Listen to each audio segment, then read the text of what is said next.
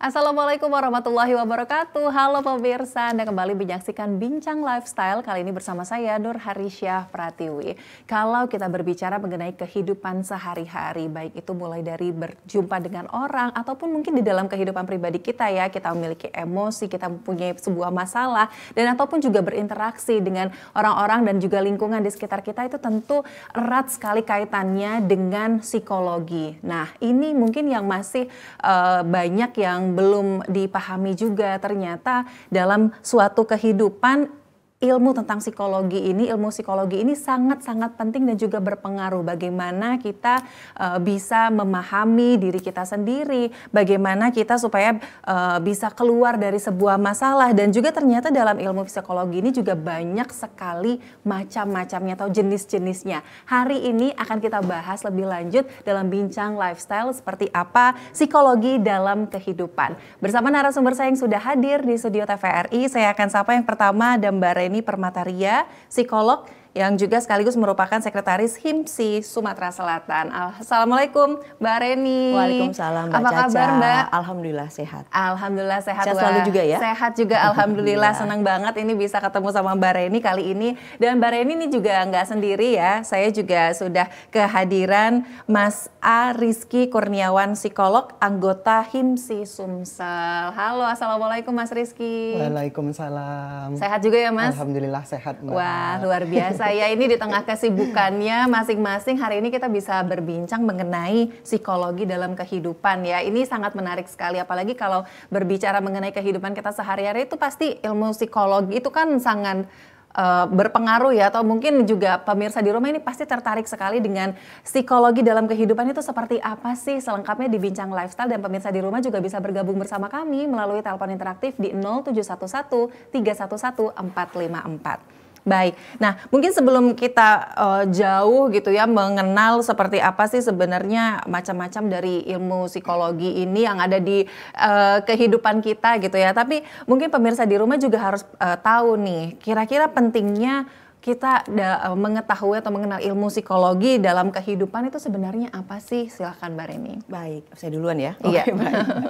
Baik, untuk ilmu psikologi terlebih dahulu itu adalah ilmu yang mempelajari perilaku manusia dan hubungan sebab akibatnya.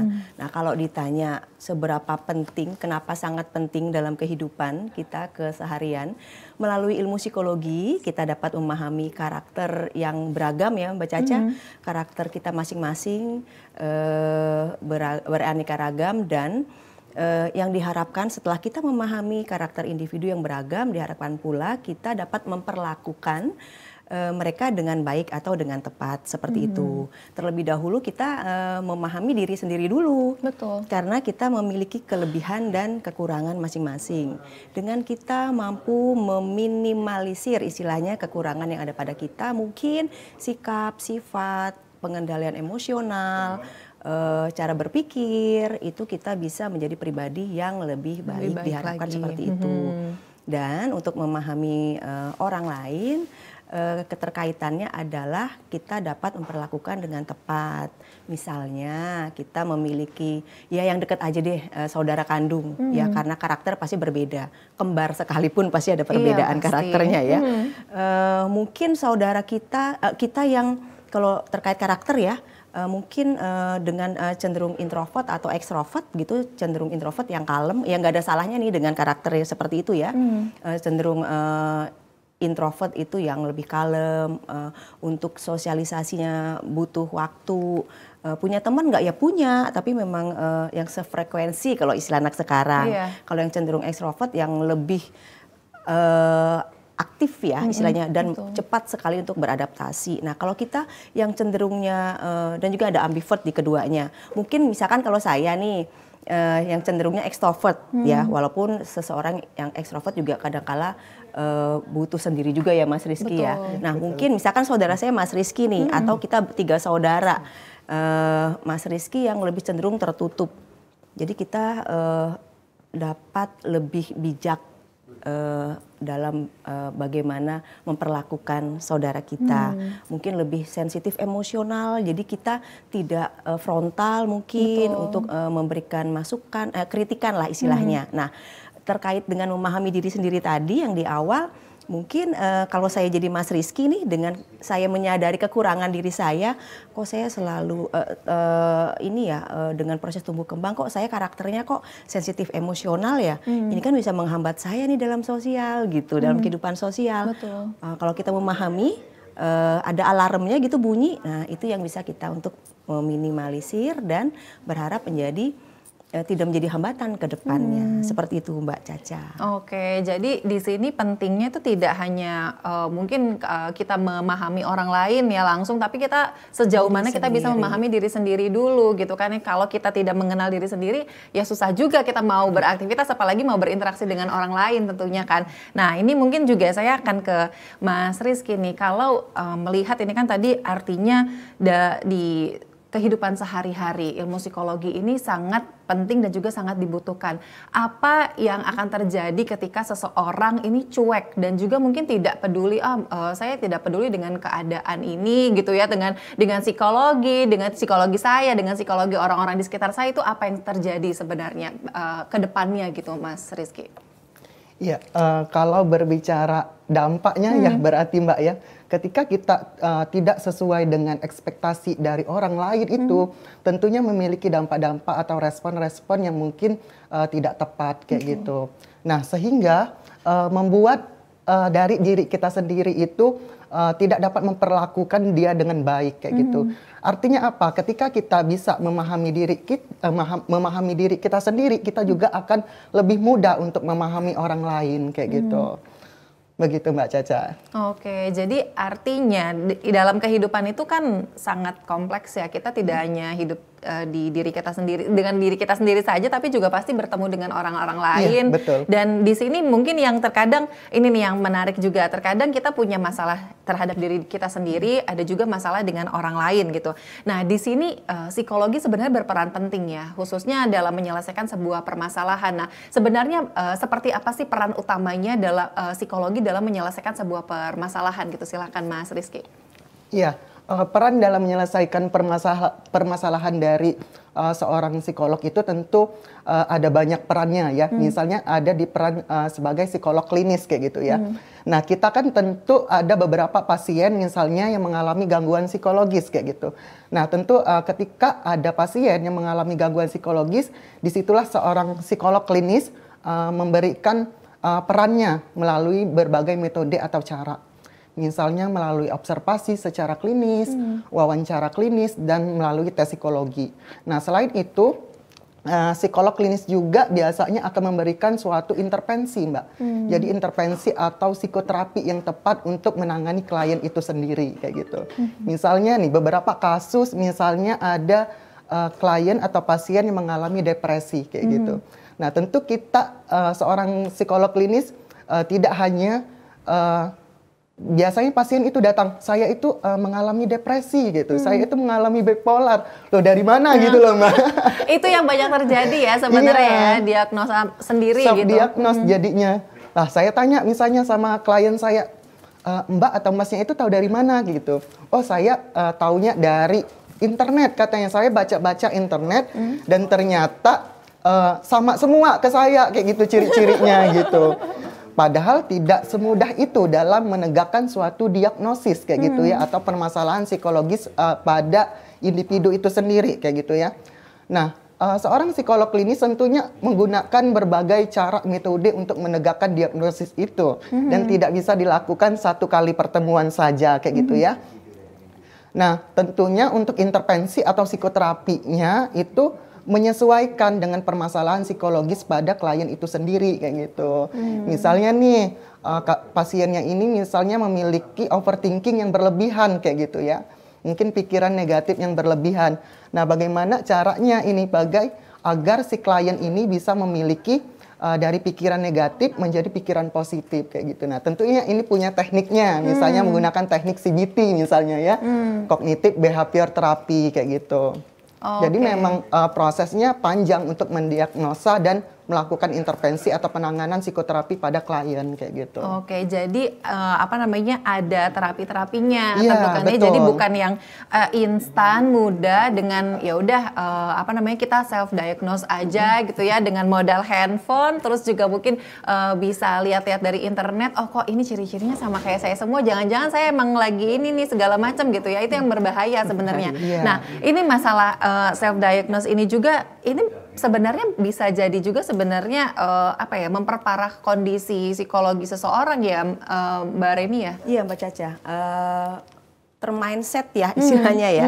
Aku tuh begini, padahal kan untuk menegakkan diagnos yang seperti sudah dijelaskan Mas Rizky, tidak hanya satu alat tes saja, ada alat tes lainnya yang untuk semakin menguatkan hasil diagnos seseorang seperti itu. Tapi kebanyakan memang seperti itu ya kalau di ranahnya klinis ya.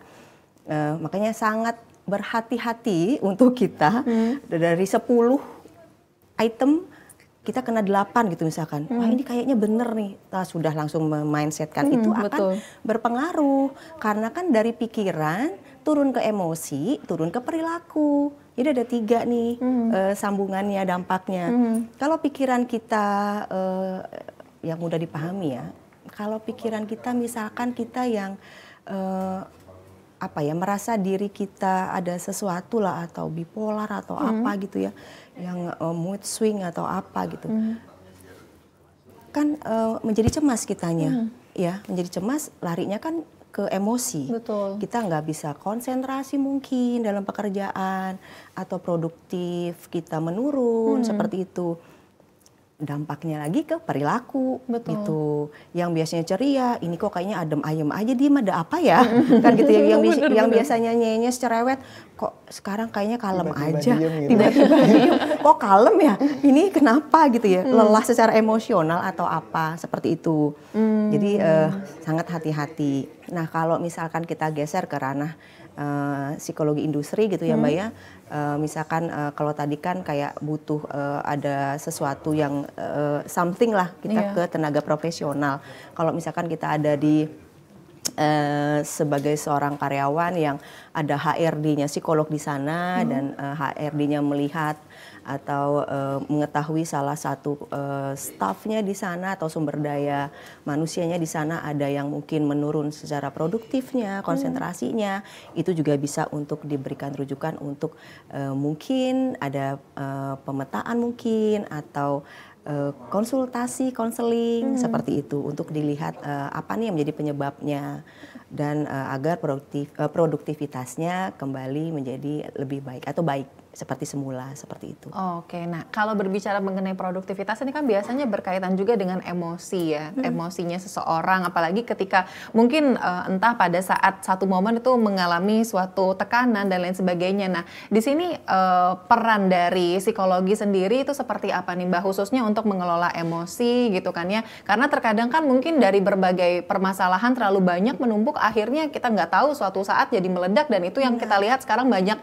masalah sosial yang terjadi gitu kan. Itu seperti apa Mbak Reni? Benar Mbak Caca, kalau tadi kita kaitannya ke karakter ya, kalau mungkin karakternya yang ekstrovert itu dia lebih bisa untuk katarsis emosional. Istilah katarsis itu meluapkan emosinya. Mungkin dengan cerita, nyanyi, teriak-teriak gitu ya, atau bisa diungkapkan seperti itu. Tapi yang lebih cenderung yang tertutup ini ya dia bisa menyimpan bebannya sendiri gitulah. Itu yang dikhawatirkan. Benar, suatu saat dihadapkan pada suatu situasi yang menekan, yang tidak membuat nyaman dirinya, blow up gitu. Dia nggak ada solusi untuk alternatif pilihan yang positif jadinya.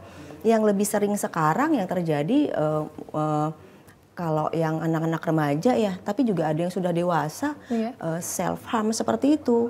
Self harm bukan hanya cutting yang garis-garis Bisa tangan. silet Kalau ya. ada istilahnya barcode gitu ya, saya pikir barcode apa ya dari Iya, apa ya? Ternyata benar-benar. istilah baru ya Mas Rizky ya. Iya, betul. Barcode istilahnya. Ternyata Oh, silet istilah itu itu iya. barcode jadinya. Iya, saya pikir Pasien sekarang kan udah pakai istilah-istilah iya, gitu. anak-anak ya, itu yang kita khawatirkan sekali. Jadi memang nanti kenapa penting ilmu psikologi dalam kehidupan? Mungkin nanti juga bisa dijelaskan lebih Mas Rizky untuk pembentukan karakter anak ya Mbak. Itu tadi pentingnya kita dulu nih memahami Iya. karakter ya. Bagi yang masih sendiri, belum menikah ya, belum memiliki keluarga, itu lebih untuk mempersiapkan pribadi menjadi lebih matang, baik itu secara cara berpikir, pengendalian emosional, perilaku, untuk nantinya pada saat diberikan rezeki anak bisa lebih membentuk karakter anak lebih baik ke depannya, untuk agar ke depannya mereka bisa mendapatkan pemecahan masalah atau solusi walaupun di usia dini. Karena sudah diberikan latihan tanggung jawab seperti itu ya dalam hal-hal sederhana ya, mainan gitu biasanya emaknya nih yang beberesan gitu, tapi tetap anak-anak yang membereskan karena ada tanggung jawabnya. Jadi kedepannya untuk antisipasi seperti itu, jadi tidak mudah untuk patah. Iya. Gitu, untuk karena daya tahan kita terhadap suatu permasalahan, penerimaan kita terhadap suatu permasalahan kan berbeda-beda Mbak Caca. Oke, nah ini mungkin yang perlu diperhatikan lagi ya oleh kita gitu kan ya, sebagai entah gitu saat ini kita mungkin pribadi memang yang bertanggung jawab pada diri sendiri, apalagi kalau nanti kita diberikan tanggung jawab tadi seperti mengasuh anak gitu ya, itu akan berdampak tentunya dengan lingkungan kita. Nah seperti apa sih nanti dalam pembentukan kepribadian, dalam pembentukan suatu karakter ini pasti berpengaruh kan ya, apakah seseorang ini masih bisa berubah ya dengan rentang usianya gitu kan, terkait dengan pembelajaran ilmu psikologi ketika dia berkonsultasi, apakah mungkin dia akan ada terjadi perubahan dalam dirinya, itu masih mungkin ya dok ya, jadi dok nih manggilnya ya, saking enaknya cerita ya, yang Mbak ya. Salah Oke, nah ini saya sudah buatkan minuman ini loh, boleh boleh sambil diminum ya Mbak Reni dan juga Mas Rizky. Oke, wah ini saya buat sendiri, silahkan dinikmati. Nah sambil kita minum-minum teh pemirsa, kami akan kembali usai jeda berikut, kita akan mengetahui lebih lanjut lagi mengenai psikologi dalam kehidupan sehari-hari. Tetaplah bersama kami.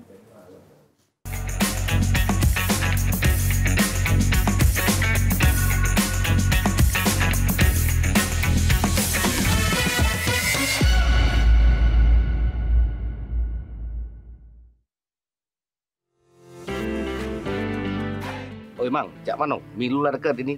Lado pecalon pemimpin untuk pilihan kita nih. Aduh lah Mang, kalau kamu? Ay, ado, men kita nih sesuai hati nurani itulah. Kalau aku masih bingung untuk kepemilian nih. Kalau ku baca dari visi misinya kayaknya bagus-bagus galau. Lakor kalau itu, mau pilu kita. Nah, tunggu dulu Mang. Assalamualaikum. Waalaikumsalam. Ya lemak ngobrol lu. Ya, apa kabar sehat? Alhamdulillah. Yang aku nanyo dengan kamu itu, kamulah mesti kelum. Nama-nama kamu terdaftar sebagai daftar pemilih tetap. Nah itu dulu yang harus pikir ke ketua. Kamu ada Android? Ada. Oh, kamu juga Google. Nah, kamu ketik di telusuri ini ya tak? Telusuri ya, terus? DPT online. Online. Di situ ada cek DPT online. Nah, di situ pencarian data pemilu 2024. Nah, kaget di situ masuk ke nik kamu. Oh iya, Mang. Nik, nomor nik kamu sudah. Iya, Mang. Baru klik pencarian, muncul nama kamu. Nah, alhamdulillah sudah aku, Mang. Nah, ngapa aku tak terketik nama aku di DPT online ini? Tidak terdaftar namanya. Iya. Belum terdaftar. Jadi ini. Jadi kakek pada saat pelaksanaan tanggal 14 Februari kalau salah 2024. Kamu bawa KTP dan KK daftar ke di TPS terdekat. Oh, langsung bawa ke sana, Mang. Yo, kakek injek formulir. Nah, isi data-data kamu di situ. Langsung kakek injek nomor. Nah, jadi pastikan Anda sebagai pemilih tetap di pemilu 2024.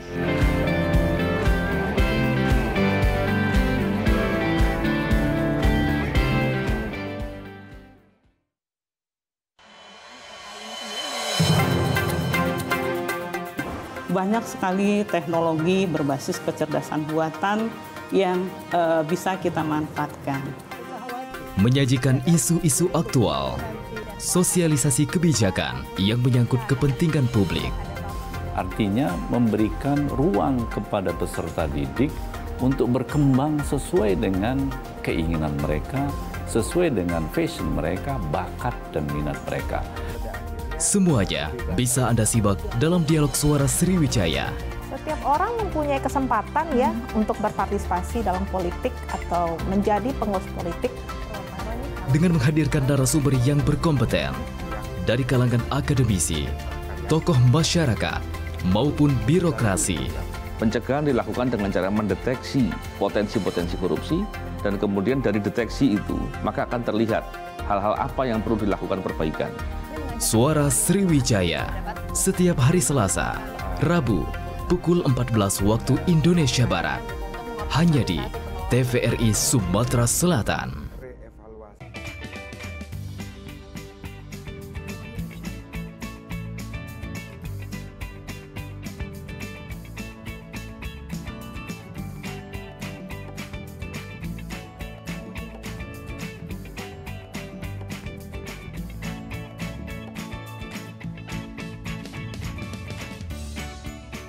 Gimana? Bersih dan jernih kan siarannya? Jangan khawatir, semua ini gratis.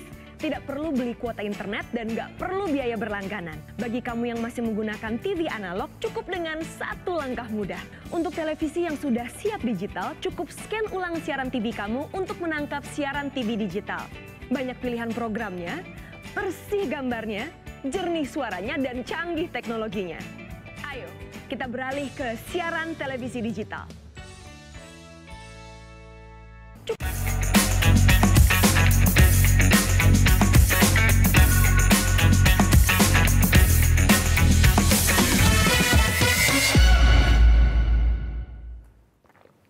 Wah, enak ya teh bikinan saya, weh. Ini luar biasa nih. Aduh, terima kasih loh Mbak Reni, dibuatin emang untuk yang manis-manis hari ini. Nanti ketagihan loh Mbak, kita Mbak. Ketagihan ya? Iya, sama kayak saya ketagihan ngobrolin tentang psikologi kehidupan sehari-hari nih bareng Mbak Reni dan juga Mas Rizky. Dan pemirsa juga bisa bergabung bersama kami melalui telepon interaktif di 0711 311 454. Tadi di segmen sebelumnya Mbak Reni sempat mention ya bahwa dalam pembentukan kepribadian itu berpengaruh juga dari kita misalnya turun nanti ke anak, pola asuh dan segala macam. Nah ini mungkin dari Mas Rizky bisa menjelaskan juga nih sebenarnya dalam pengaruhnya itu gitu kan ya, sedini mungkin kan pasti kita harus sudah sadar ya, harus sudah tahu gitu pola asuh seperti apa yang memangnya harus cocok atau harus tepat nih untuk mengasuh anak kita gitu kan, dalam pengelolaan emosi dan lain sebagainya itu seperti apa sih sebenarnya harusnya Mas? Iya. Benar kata Mbak Reni tadi ya. Jadi kita harus memahami karakter kepribadian kita dulu kayak gitu. Jadi kita memahami diri sendiri agar nanti misalnya kita belum berumah tangga itu bisa untuk mempersiapkan kehidupan di dalam rumah tangga nanti kayak gitu. Nah tentunya ketika kita punya kehidupan rumah tangga tentunya kita ingin punya keturunan kayak gitu ya. Nah ini larinya ke anak. Kalau ke anak itu pasti larinya ke pola asuh orang tua kayak gitu ya. Nah, bagaimana pola asuh orang tua ini menerapkan ke anak tersebut kayak gitu. Kadang tidak semua anak usianya itu diperlakukan sama. Apalagi misalnya kita mempunyai beberapa anak misalnya. Ada 3 anak. Oh, anak yang satu ini dia harus diperlakukan seperti apa. Anak yang kedua diperlakukan seperti apa. Anak ketiga diperlakukan seperti apa. Jadi memang benar-benar perlakuannya itu harus berbeda-beda gitu. Sesuai dengan tahap usia perkembangannya kayak gitu. Nah, kadang pola asuh ini seringkali stigmanya yang muncul adalah harus diasuh oleh ibunya kayak gitu ya. Ayahnya hanya lepas untuk mencari tangan, nafkah kayak gitu ya. Nyari ngasih uang aja Nah gitu. iya betul Mbak. Ternyata itu stigma yang salah kayak gitu. Karena pola pengasuhan itu harus dilakukan secara bersama kayak gitu. Makanya larinya nanti misalnya sebelum menikah itu ada konseling pernikahan kayak gitu ya. Di situ terdapat misalnya komitmen dalam pengasuhan anak, tidak hanya berbicara masalah finansial saja, namun juga berbicara tentang soal pengasuhan anak ini. Pengasuhan anak ini dilakukan seperti apa nanti ke depannya kayak gitu. Misalnya pengasuhannya, oh nanti kan sama-sama kerja nih. Bagaimana nih pengasuhannya? Atau diasuh sama pengasuh atau diasuh sama orang tua kayak gitu. Nah, sebenarnya itu kembali ke komitmennya lagi kayak itu seperti apa. Namun tentunya ketika anak usia misalnya dia usia golden age ya, jadi 5 tahun pertama itu memang masih butuh kedua orang tuanya kayak gitu. Kadang kita kan orang tua itu anak usia sudah 3 tahun, 4 tahun, oh ya udah ini bisa nih ditinggal nih sama pengasuh misalnya kayak gitu, atau ditinggal nih sama orang tua. Nah orang tua kita tadi juga kan mungkin karena dia usianya sudah lanjut usia bisa mempengaruhi juga ke psikisnya, mungkin kecapean. Betul. Dan nanti marah ke cucunya kayak gitu. Nah itu berdampak semua kayak gitu. Jadi memang harus benar-benar hati-hati dalam pola pengasuhan kayak gitu. Dan dilakukan secara bersama kayak gitu. Antara ayah dan ibunya itu dilakukan secara bersama. Pola pengasuhannya itu seperti apa kayak Kerjasama gitu. yang Kerjasama baik yang baik gitu ya. kayak gitu. Misalnya permainan juga tuh Mbak Caca misalnya ya. Terkadang kan anak-anak sekarang ketika anak nangis nih, anak kecil nangis ya. Oh ya udah, orang tuanya biasanya mengasih ke gadget atau permainan untuk di ngalihin lah game, ya. untuk mengalihkannya kayak gitu. Padahal itu kan anak-anak yang usianya masih golden age itu kan tidak boleh tuh sebenarnya untuk sudah mendapatkan screening atau lebih main ke games kayak gitu. Terutama itu berdampak bagi kesehatannya kayak gitu. Kesehatan mata, terus permainan yang digunakan apa gitu. Apa lebih jauh kekerasan, misalnya kan permainan anak-anak sekarang kan misalnya banyak tentang misalnya kayak perang-perangan gitu. Nah, betul. Nah, itu kan bisa berdampak pada psikisnya, emosinya. Nah, anak bisa menjadi mudah tantrum, mudah marah. Mungkin apa yang dia lihat itulah yang dia tiru. Karena anak golden age itu masa imitasi atau masa peniruan kayak gitu. Makanya harus penting. Nah, permainan kalau kita kembali ke zaman dulu, permainan yang kreatif, sangat bermanfaat, sangat kreatif sekali. Dan sebenarnya permainan atau yang paling baik adalah melalui tubuh orang tuanya itu sendiri. Maksudnya seperti apa? Ketika permainan itu melalui tubuh orang tuanya sendiri, misalnya nih main kuda-kudaan, kudanya bapaknya gitu, anaknya di atas gitu kan. Jadi memang tubuh yang terbaik untuk permainan anak itu adalah tubuh orang tuanya sendiri. Nah disitulah peran orang tuanya, terutama ayah, agar tidak terjadi fatherless misalnya, gitu kan. Jadi memang peran dari orang tua, dari ayah dan juga ibu itu harus balance gitu ya. Jadi supaya mereka tidak kehilangan salah satu figur. Nah ini yang mungkin berdampak nanti ke depannya sebagai pengelolaan kepribadian atau hasil dari kepribadiannya ya di beberapa tahun ke depan gitu kita baru bisa melihat. Nah ini saya akan beralih ke Mbak Reni nih. Kalau dalam pembentukan sebuah kepribadian gitu, kepribadian seseorang ini kan berpengaruh juga berdasarkan pengalaman ya Mbak. Ada orang mungkin yang pada masa kecil punya pengalaman yang buruk berpengaruh ke masa dewasanya. Atau mungkin dalam rentang waktu 1 atau 2 tahun dia punya pengalaman yang kurang mengenakan, itu juga pasti bisa berpengaruh gitu. Nah bagaimana di sini peran psikologi dalam merubah karakter ataupun juga kepribadian seseorang mungkin yang supaya dia bisa menjadi orang yang lebih baik lagi gitu Mbak. Baik, karena dampaknya kan panjang ya, kemana-mana gitu ya dampaknya ya.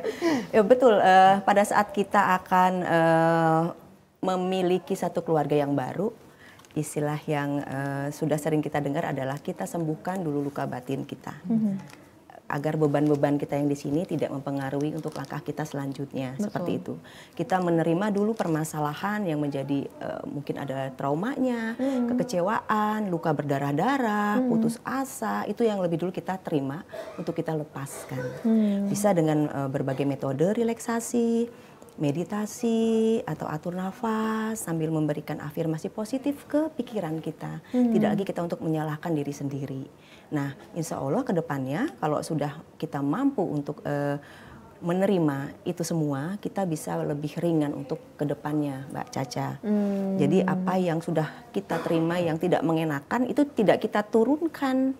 Nah, kalau kita secara alam sadar istilahnya ya, spontan teriak atau apa gitu, itu normal ya. tapi kita ada remnya gitu, iya ya. Nah, atau kita berkomitmen nih dengan anak kan belajarnya banyak ya dari kita.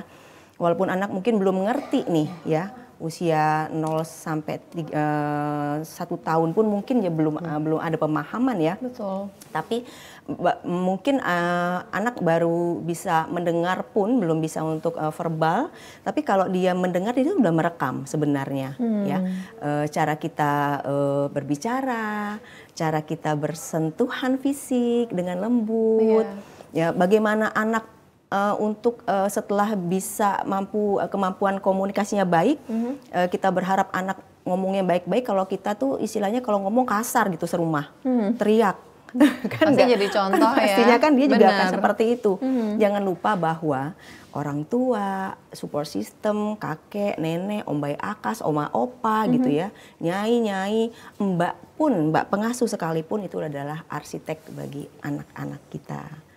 Jadi benar kita harus menyamakan pola asuh, konsisten, tapi itu tadi ada kalanya konfliknya muncul antar orang tua dan nenek kakeknya ya. Apalagi cucu pertama, anak pertama, bisa ribut-ribut dikit ya. Kita jangankan dengan orang tua deh, suami istri aja. Nah itu tadi yang dijelaskan Mas Rizky bahwa harus sesuai nih ya. Kalau anak sampai merengek tantrum sekalipun, kalau kita bilang tidak.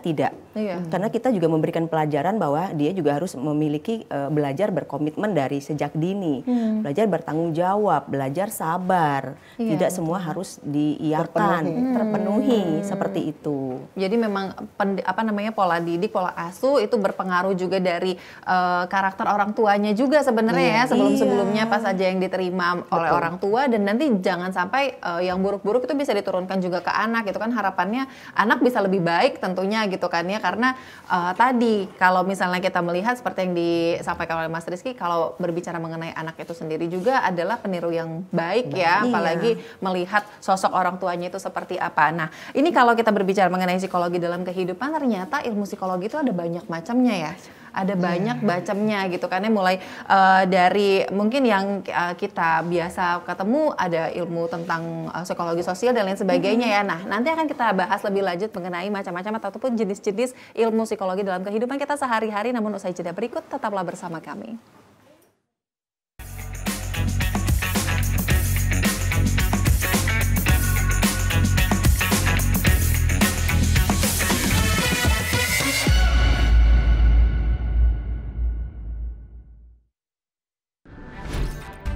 Halo semuanya, aku Modi, maskot TV Digital Indonesia. Aku akan membantu semua orang menuju migrasi TV digital. Di mana? Di siarandigital.id dan call center 159. Ayo semuanya, dukung migrasi TV digital. Bersih gambarnya, jernih suaranya, dan canggih teknologinya.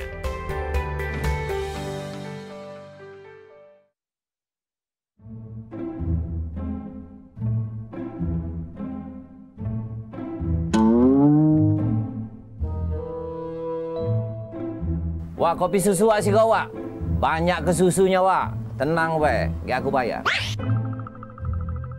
Ay, lapang caknya kopi susu. Berapa nih Anoy dapat duit dari calon yang kamu dukung tuh? Biasa weh lur. Jangan ke kopi susu lur. Motor baru lagi pacar aku beli. Makanya melo aku mana lemak. Sukseskan pemilu 2024 melalui tahapan pemilu berikut ini.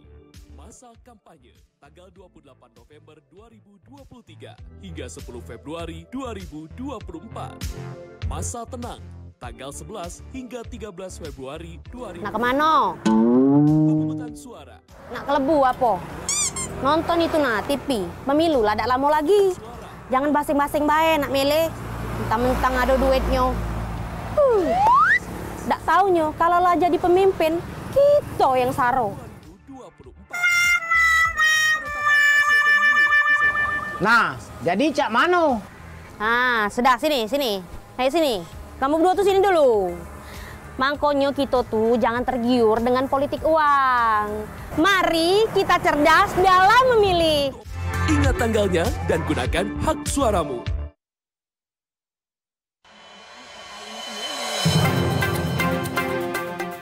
banyak sekali teknologi berbasis kecerdasan buatan yang bisa kita manfaatkan.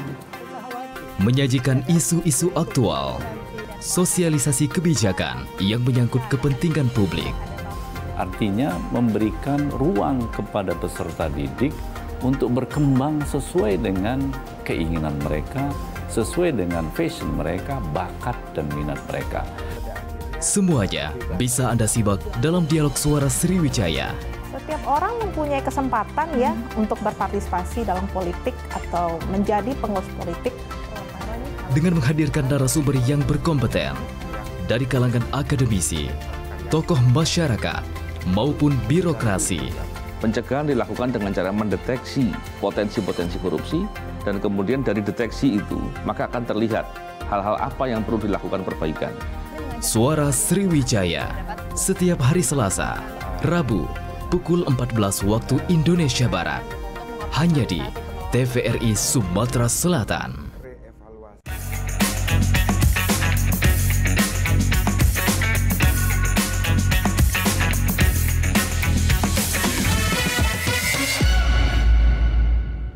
Pemirsa, terima kasih Anda masih bersama kami di Bincang Lifestyle. Anda masih bergabung bersama kami melalui telepon interaktif di 0711-311-454. Masih ada Mas Rizky dan juga Mbak Reni. Di sini kita membahas psikologi dalam kehidupan. Nah, kalau berbicara mengenai psikologi dalam kehidupan ini kan sebenarnya ternyata ada macam-macam ya ilmu psikologi atau jenis-jenisnya ini. Nah, boleh nih Mas Rizky menyampaikan ataupun juga memberitahu kepada pemirsa, mungkin nggak yang sampai ke dalam dulu ya, kita sekedar tahu dulu nih sebenarnya jenis-jenisnya ada apa aja nih, silahkan. Oke, kalau jenis-jenis psikologi itu ada banyak dibawanya atau ilmu terapannya kayak gitu ya.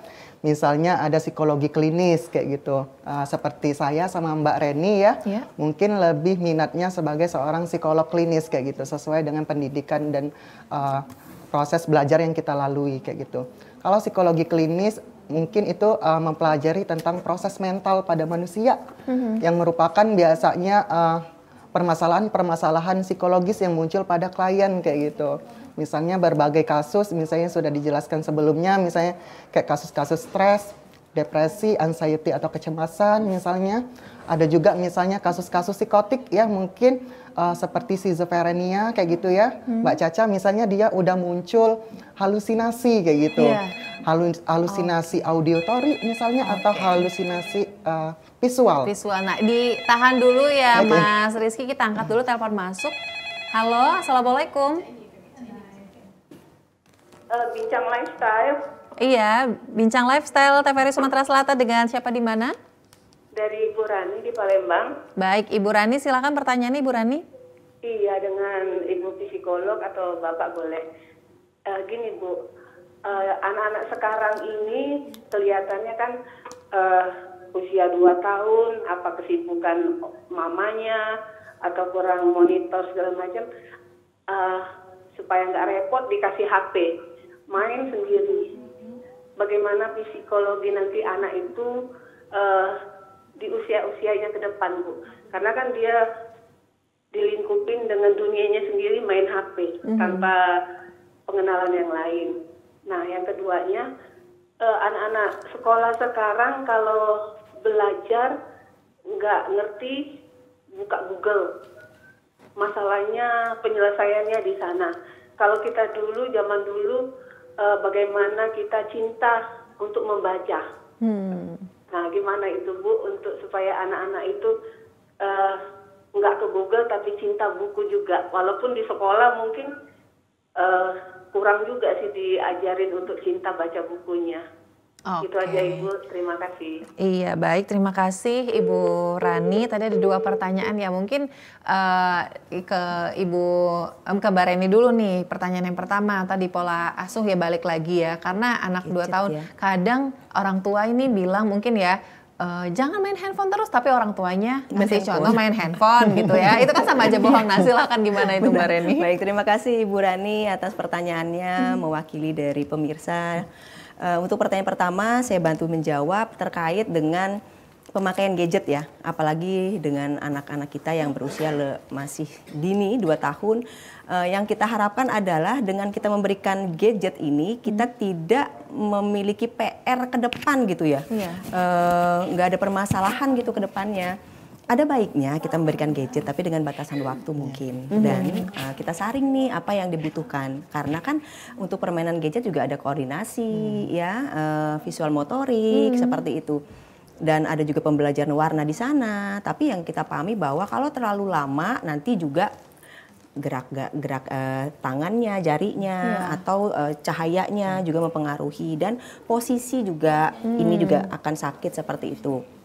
Dan benar tadi yang dijelaskan Mbak Caca bahwa yang menjadi contoh tuh kita dulu ya, dalam kita lagi makan bersama aja gitu ya, repot kita ibunya nih ngebalesin WA yang grupnya ada 10 gitu ya, atau saat kita ngobrol tapi kita nggak ada kontak mata dengan anak seperti itu. Nah yang diharapkan adalah bijak dalam kita sendiri dalam memakai gadget, dan itu yang akan kita contohkan kepada anak-anak.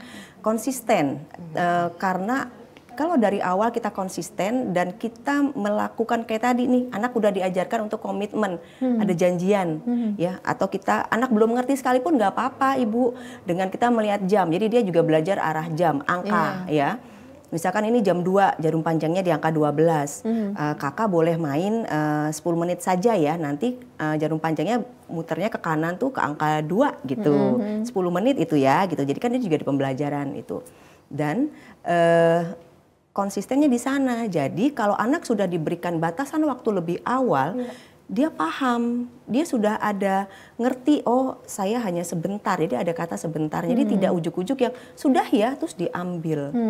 Nggak usah main gadget, kita ajak ke permainan di mall aja. Kalau anak lagi seneng main, tiba-tiba yuk pulang yuk, gimana nggak marah, gimana nggak tantrum, terus ibu bapaknya ketarik emosionalnya, ancaman yang mulai keluar, sudah kagak diunjuk lagi nih mainan lagi. Nah kan begitu jadinya. Jadi anak kan jadi kalimat-kalimat yang negatif sudah anak dapat dari usia dini seperti itu. Paling tidak kita juga memberikan bahasa-bahasa sederhana yang anak-anak pahami. Jadi ke depan diharapkan anak tidak tantrum. Atau kita juga mengajarkan nih, misal biasanya kan kalau kita ikut acara di acara keluarga, misalkan nih pengajian, kan ada kita melihat anak yang diberikan gadget dengan suaranya kenceng sekali, dan kalau saat itu ibunya memberikan nasihat, kecilin dek, dia marah.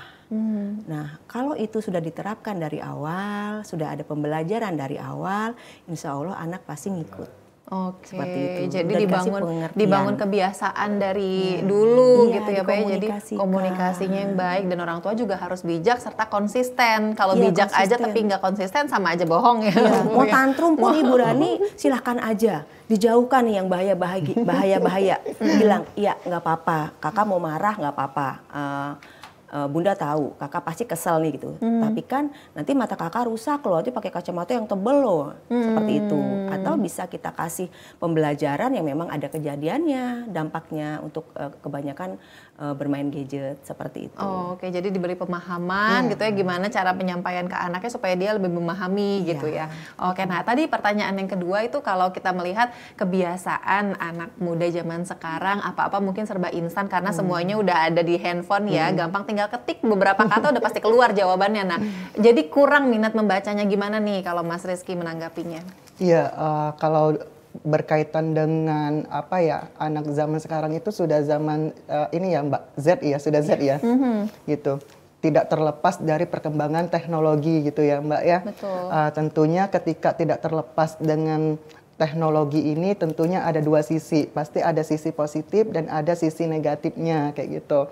Jadi memang kita juga tidak bisa lepas dari teknologi, terutama misalnya anak-anak sekolah sekarang sudah menggunakan teknologi dan menggunakan belajar secara daring kayak gitu, misalnya kursus secara online kan. Nah itu pasti memiliki dampak-dampak yang positif. Namun ketika dia sudah berlebihan, artinya kalau waktunya misalnya dalam sehari misalnya dia tidak bisa lepas dari gadgetnya, artinya itu sudah muncul addiction atau kecanduan kayak gitu, atau namanya sekarang nomofobia Mbak kayak gitu. Nomofobia. Keren ya. Keren tapi ternyata artinya nggak bagus ya. Misalnya kayak gini Mbak Caca, saat misalnya kita mau berangkat kuliah misalnya, kita ketinggalan handphone kayak gitu. Namun kita ketika kita ketinggalan handphone, kita benar-benar merasa cemas kayak gitu. Karena kita tidak bisa lepas dari genggaman handphone kita. Jadi lebih baik saya itu tinggal handphone dibandingkan tinggal dompet kayak gitu. Karena semua mungkin pembayaran sekarang sudah pakai QRIS dan lain sebagainya kayak gitu. Jadi memang sudah menggunakan teknologi semua kayak gitu kan. Nah, akhirnya itu ketika kita sudah penggunaan gadget secara berlebihan, kita tidak bisa lepas dari gadget tersebut. Ketika kita jauh dari gadget, kita merasa cemas kayak gitu ya. Itu sudah memunculkan addiction atau nama istilah dalam psikologinya adalah nomophobia kayak gitu. Nah, artinya benar kita harus membuat batasan-batasan tertentu. Misalnya ketika dalam penggunaan gadget itu sebagai untuk pembelajaran, maka ya gunakan saja, boleh saja kayak gitu. Misalnya untuk belajar secara daring menggunakan Zoom misalnya kayak gitu, atau kita mencari artikel, jurnal kayak gitu, itu nggak masalah sih sebenarnya kayak gitu. Namun kalau kita sudah berlebihan, artinya pasti memiliki dampak yang negatif. Nah, kita perlu ada batasan-batasan itu, dan kita bisa memunculkan misalnya dengan time management, manajemen waktu. Jam sekarang saya menggunakan handphone misalnya, jadi memang ada batasan-batasannya kayak gitu. Misalnya anak usia 0 sampai 5 tahun belum boleh dulu tuh penggunaan gadget karena masa golden age kayak gitu ya. Misalnya anak usia SD misalnya 7 tahun sampai 12 tahun itu sebaiknya 30 menit dalam satu hari kayak gitu. Memang ada itu ya? Iya, maksimal banget kayak gitu. Memang ada batasan-batasan waktu di situ. Nah, setelah time manajemennya dari orang tuanya, kembali lagi ke pola asuh orang tuanya. Jadi kita mulai munculkan, setelah main gadget, apa nih? Belajar nih, membaca buku setidaknya 10 menit aja tuh untuk dia mencintai, dan membiasakan. Jadi dia ada modeling, ada terbiasa di situ untuk memiliki perilaku atau manajemen yang tepat dalam kehidupan sehari-harinya kayak gitu. Saya hari ini sudah 30 menit nih kayak gitu, sudah gunain handphone karena udah selesai kayak gitu ya. Nah, terusnya kita apa yang harus dilakukan kayak gitu. Jadi memang harus kerja sama juga sama orang tuanya gitu ya. Orang tuanya juga di sini berperan, misalnya ibu ayahnya mengingatkan kayak gitu, misalnya Dek ini udah 1 jam nih penggunaan handphone kayak gitu. Apalagi misalnya dia main games gitu. Boleh, nggak apa-apa, main games boleh kayak gitu. Buat hiburan sesekali, buat hiburan sesekali dan dengan boleh. catatan waktu yang dibatasi. Dengan waktu yang terbatas kayak Nah, gitu. ini mungkin kalau untuk membaca juga bisa jadi pelajaran juga ya dari orang tua sekarang supaya lebih meningkatkan minat baca anak-anaknya gitu ya, dari mendongeng gitu dari ya, betul. sekecil mungkin sudah diperkenalkan dengan buku-buku bacaan gitu kan ya, supaya tidak terlena dengan adanya gadget. Jadi ya semuanya sudah mudah, jadi tidak maunya instan aja gitu kan ya. Betul. Nah, ini terima kasih tadi Bu Rani ya atas pertanyaannya. Mungkin kita bisa tadi Mas Rizky sempat terpotong juga ya mengenai jenis-jenis ataupun macam-macam dari ilmu psikologi. Tadi baru tentang psikologi klinis. Nah, selanjutnya silakan nih Mas. Ya, kalau tadi kan psikologi klinis artinya dia lebih ke tentang proses kesehatan mental atau permasalahan psikologis yang muncul pada individu. Seperti saya jelaskan, ada depresi, stres, anxiety, dan lain sebagainya kayak gitu ya. Nah, tentunya tidak hanya psikologi klinis dari cabang atau terapan dari ilmu psikologi itu sendiri kayak gitu. Misalnya ada juga Mbak Caca nih, ada psikologi pendidikan kayak gitu. Nah, di sini psikologi pendidikan dia memahami karakter populasi pada usia tertentu, misalnya yang dikenalkan sejak usia dia SD, TK nih sampai ke perguruan tinggi kayak gitu. Misalnya permasalahan misalnya minat belajar pada siswa kayak gitu. Dan sekarang juga misalnya terkait dengan kesiapan sekolah ya Mbak Reni ya, misalnya anak-anak yang dari TK menuju SD itu kapan sih harus siapnya kayak gitu. Kadang kan orang tua nih memaksakan nih Mbak Caca. Misalnya kita anak-anaknya itu harus sekolah tuh padahal usianya masih 5 tahun tapi dia udah pintar membaca misalnya kayak gitu. Anak saya harus sekolah SD nih karena anak saya sudah pintar nulis, sudah pintar membaca dan lain sebagainya kayak gitu. Padahal penilaiannya kan kita belum tentu ke sana gitu ya. Iya. Jadi memang ada secara emosionalnya gimana kayak gitu. Oke, secara kognitif dia bisa kayak gitu. Tapi secara emosinya apakah dia sudah siap untuk masuk ke fase jenjang sekolah SD kayak gitu. Baik. Makanya perlu ada misalnya rujukan dari psikolog untuk melihat atau mengetahui dari minat kognitif sosial emosinya itu kayak gitu. Nah itu di psikologi pendidikan kayak gitu. Dari TK sampai perguruan tinggi kayak gitu. Ada juga misalnya minat bakat gitu Mbak ya. Misalnya kita kan dari SMA nih mau melanjut ke pendidikan ke perguruan tinggi misalnya gitu ya. Tentu kita mau jurusan apa nih yang cocok? Pasti anak-anak sekarang mungkin galau gitu kan. Itu ada juga ya di psikologi pendidikan itu. Itu di psikologi pendidikan kayak gitu. Oke, nah ini kalau masih perihal macam-macam ilmu psikologi tadi ada klinis dan juga pendidikan itu sebenarnya yang berkaitan juga dengan kehidupan sehari-hari sebenarnya ya. Ini ada telepon masuk, kita angkat dulu. Halo, assalamualaikum, Bincang Lifestyle. Ya, Bincang Lifestyle. Iya, dengan siapa di mana? Ibu Fitri di Palembang. Baik, Ibu Fitri, silakan pertanyaannya Ibu Fitri. Mau bertanya Ibu? Iya, silakan. Faktor apa saja yang membentuk kepribadian seseorang? Oke, faktor apa saja yang mempengaruhi kepribadian seseorang? Baik, terima kasih Ibu Fitri di Palembang. Silakan Mbak Reni. Oke, terima kasih Bu Fitri. Faktor apa saja yang membentuk kepribadian seseorang? Banyak macamnya ya. Seperti tadi yang sudah dijelaskan di awal. Karakter itu juga dari kita kecil ya, proses tumbuh kembang, kita mengcopy apa yang kita dapatkan, kita dengar, kita lihat dari orang-orang di sekitar kita, keluarga inti kita, itu yang dapat membentuk karakter seseorang.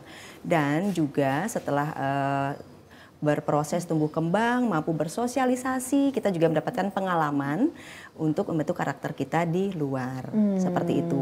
Jadi banyak ragamnya ya, Bu Fitri, tidak hanya satu saja, pembelajaran juga, dan kita kan mampu untuk berproses.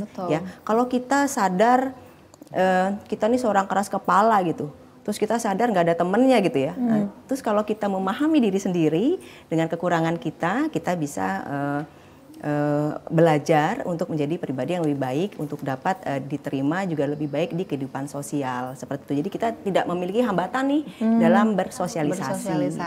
Seperti ya, itu ya Ibu Fitri ya. Jadi kalau berbicara mengenai faktor-faktor yang mempengaruhi atau membentuk kepribadian seorang ya itu tadi ya, dari lingkungannya, dari pengalaman dan lain sebagainya itu memang sangat berpengaruh. Nah ini masih kita membahas tentang psikologi dalam kehidupan tentunya. Ini kan kalau kita melihat tadi Mas Rizky sudah mention bahwa terkait dengan pendidikan atau pola asuh terhadap anak, lalu juga mungkin untuk para remaja yang memang saat ini sudah menghadapi teknologi yang sedemikian rupa. Nah ini juga ada salah satu yang menjadi PR besar menurut saya. Orang-orang dewasa saat ini juga tidak jarang yang mungkin punya permasalahan, punya problem di kantor ya terkait dengan pekerjaan dan lain sebagainya. Nah ini sebenarnya seberapa penting dan sejauh mana kita sebagai orang yang memang bekerja di suatu bidang pasti tentu ada penatnya ya Mbak, ada lelahnya, dan itu pasti kan harus apa ya, mungkin dibutuhkan konsultasi. Nah seperti apa peran dari perusahaan juga khususnya gitu untuk memberikan fasilitas itu supaya memang yang ada di lingkungan itu sejahtera, khususnya sehat dalam keadaan mentalnya. Oke, baik, ini lebih ke industri dan organisasi ya. Baik, saya bantu menjawab Mbak Caca. Dari awal kita mundur dulu nih, saat kita akan apa istilahnya memilih pekerjaan, sesuaikah, mampukah dengan kemampuan kita, ya, tidak kita yang lemah di numerikal, angka-angka, terus kita mencobanya di pekerjaan yang tanggung jawab kita di pengelolaan angka-angka, bisa nggak sampai sebulan deh minta resign, kan seperti itu ya. Tapi itu tadi benar, apapun yang kita lakukan, mau itu hobi sekalipun atau pekerjaan yang kita sukai sekalipun, kalau monoton kan pasti ada grafiknya turun naik ya, tingkat kebosanan ada. Itu yang dari kita sendiri untuk mampu memanage seimbang nih ya, work life balance istilahnya Balance. ya. Iya, benar. Gitu. Nah, kalau dari perusahaan sudah banyak Mbak Caca perusahaan yang melakukan pemetaan karena itu tadi mengobservasi ya, kok ini begini, coba di role play bukan di rolling seperti rolling, itu. ya. Di rolling. Biar nggak bosen Iya. atau juga biar menambah kompetensi nih di setiap individunya seperti itu. Dan mungkin ada gathering ya untuk Iya, refreshing betul. keluarga, jadi kenal semua, nggak hanya antar kitanya aja tapi keluarga juga gitu. Dan mungkin juga memberikan apa istilahnya ya, cuti ya yang diinginkan. Atau memang ada jadwal konseling. Nah, Ya, itu jadwal yang konseling. sebenarnya sangat Kalau di diperlukan ya. Jepang, saya dapat cerita dari teman rekan psikolog juga nih ya. Terima kasih dengan ceritanya itu, kita bisa berbagi. Bukan di Jepang, di luar negeri lah salah satu sebut ya. Maksudnya gini, mereka itu sudah perusahaan itu sudah membuat jadwal, Mas Rizky, mau tidak mau tuh semua karyawan itu sudah terjadwal ada sesi konseling. Silahkan saat datang ke ruangan psikolognya itu mau tidur sekalipun dipersilahkan. Nggak mau ngobrol, saya cuma letih pengen istirahat aja Bu, Pak gitu. Silahkan, waktu Anda 3 jam misalkan. Atau saya nggak butuh cerita, saya butuh ditemenin jalan-jalan aja keluar, dipersilahkan. Jadi sebegitunya perusahaan yang memikirkan kesehatan mental dari pekerjanya, sumber daya manusianya. Karena dengan itu tadi kesehatan psikis itu akan berdampak sangat dengan aktivitas yang dilakukan terkait tugas dan tanggung jawabnya. Betul, dan seperti pasti itu. berpengaruh juga dengan perusahaan kan jadinya gitu ya. Jadi di sini mungkin harus diperhatikan kembali. Tadi mungkin bisa menjadi saran ya, utama untuk jadwal konseling itu jadi salah satu yang kedepannya mungkin itu sudah mulai berlaku nanti di Indonesia gitu ya, Mbak Reni ya. Sudah ada beberapa yang sudah ada beberapa ya. Oke, nah ini kalau tadi Mas Rizky menyampaikan ada jenis-jenis macam-macam dari ilmu psikologi. Nah, sebenarnya kalau kita berbicara mengenai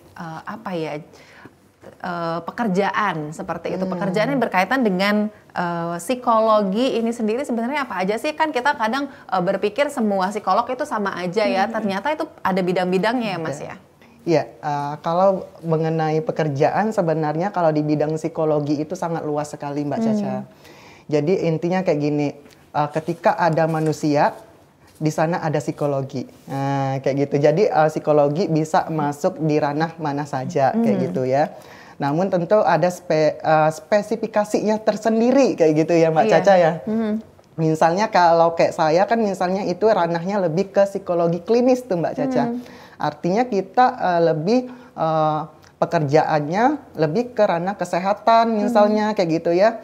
Karena psikolog klinis itu dia sudah masuk sebagai tenaga kesehatan kayak gitu, karena kita punya STR dan punya surat izin praktek psikolog klinis SIPPK kayak gitu ya.